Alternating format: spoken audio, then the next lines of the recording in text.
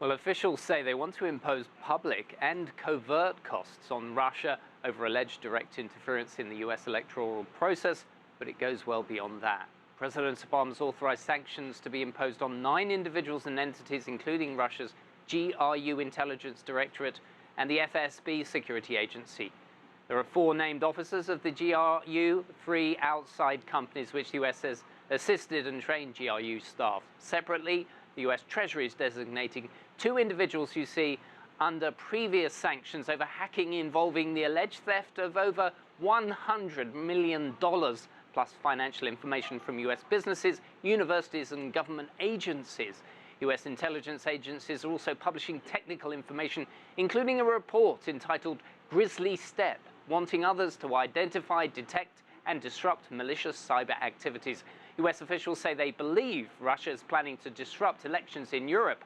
Lastly, the US says these actions are not just about elections, but they allege hacking of critical infrastructure here in the US and non-governmental organizations. Asiye. Daniel, what about Russian diplomats in the United States? What's going to happen to them?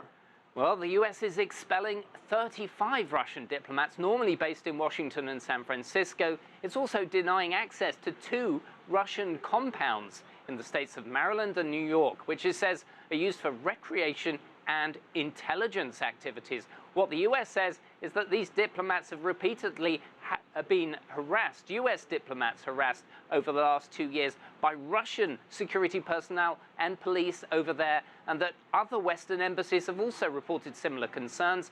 The question now, Asiye, is for President-elect Donald Trump, who's promised a stronger relationship with Vladimir Putin.